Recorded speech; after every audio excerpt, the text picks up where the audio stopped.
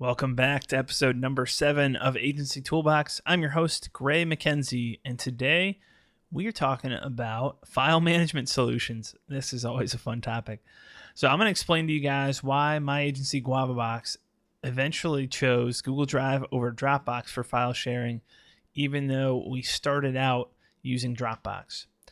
So I am going to flip over the slides here, and we're going to take a look at just a little comparison that I put together real quickly on Dropbox versus Drive.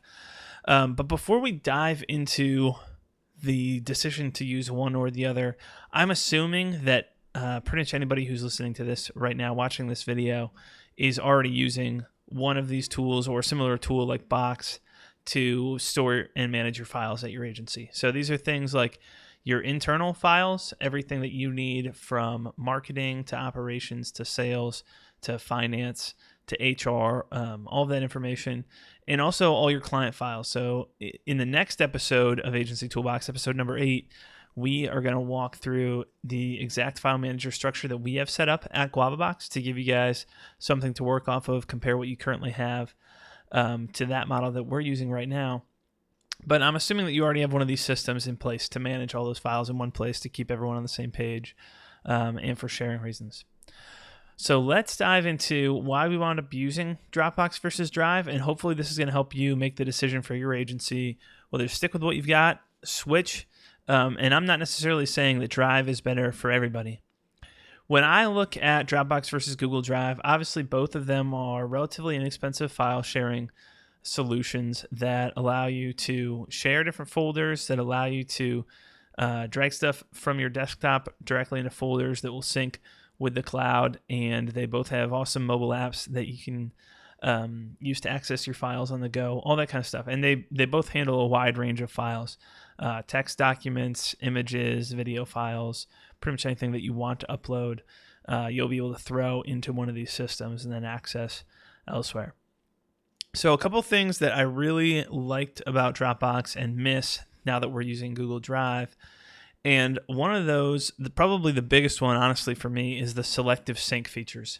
So Selective Sync is what allows you to, using the desktop app for your computer, Selective Sync is what lets you decide what folders do I want to have synced and what do I not. So at this point, with 111 gigabytes or something worth of data in my Dropbox account, I don't want all of that information on my laptop every day that I'm using. So I want to have the majority of that stuff just sitting in the cloud because a lot of that stuff's archived. It's old. I don't use it on an everyday basis. So it's no big deal for me to go grab it when I actually need it because it's pretty rare. And I would much rather have to go through that hassle than have the hassle of that taking up a ton of space on my local machine. So the big difference here is both of them have Selective Sync. Dropbox and Google Drive both allow you to pick and choose what folders do you want on your local machine and what ones would you like to not sync.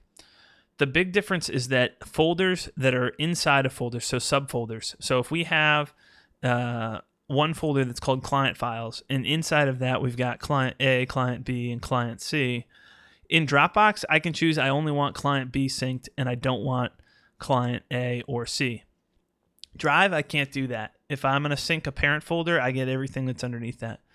So what that has meant for us in using Drive is we now have more top level folders than we had when we were using Dropbox. So I guess it's a combination. The other side effect is that I have more files on my local machine than I would if I was using Dropbox. So we don't always want to go to all these top level folders because that can become a mess as well.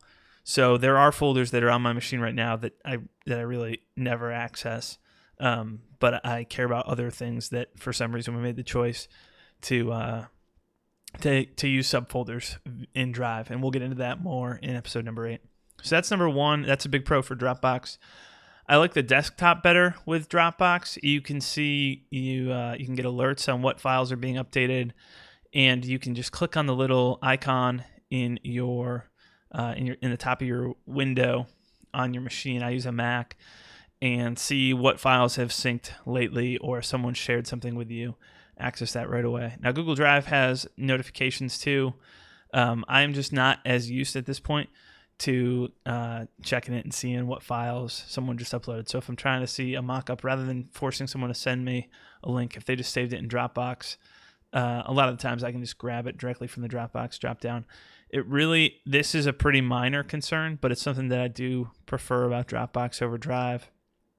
And then the third thing is just the reliability track record, the speed. Dropbox has a really slight edge. To me, it's not noticeable, but I know that a lot of people have stuck with Dropbox because they're worried about Drive.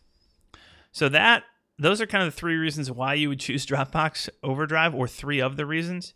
Let's look on the other side, though, at why we wound up using Drive. And the biggest one, definitely number one, is document editing. So the fact that there's an inline text editor, a complete replacement if you prefer to use it over the Microsoft Word suite, in the whole Microsoft Office suite, you can kind of do away with if you get comfortable using Google Docs and Google Presentations or Google Slides and the tools that Google already has built in. So we deal a ton with content. And so this is really what swung us over, is if you're an inbound marketing agency, you're dealing with a ton of content, and odds are that a good amount of that content is going to be collaborative, and not having to constantly download docs, the ability to work, two people working on the same document at the same time without messing the other person up or saving conflicting files, which we used to run into in Dropbox all the time, that has been a big reason.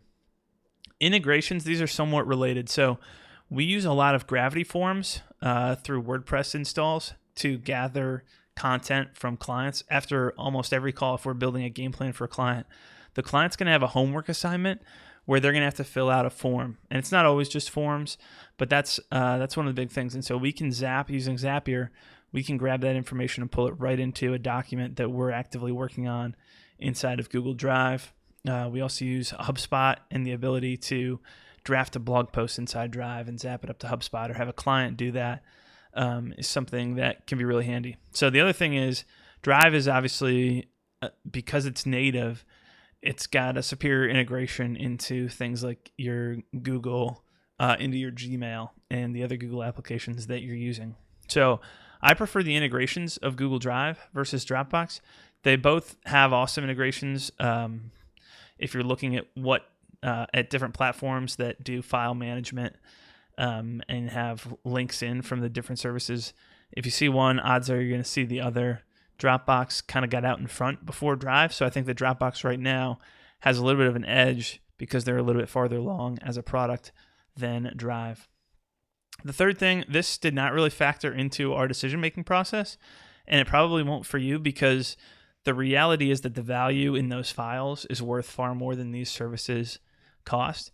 But if you do look at cost for comparable plans, you're paying 5 or 10 times less if you buy Drive versus Dropbox. So I think we were paying $10 a month for Dropbox Pro, and then for Drive, I think it's like $2 a month to upgrade and get a lot of space. I don't know if it's as much space as Dropbox, but it's plenty to cover our needs.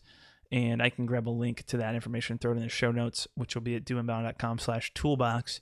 So cost-wise, Drive is less expensive than Dropbox. Ultimately, though, unless you are just starting out, that's probably not going to factor into the decision-making process, because whether it's $10 a month per user or $2 a month per user, you need to have those files either way. So I don't know how big of a factor that cost is, but it's something to keep in mind as you are making the decision.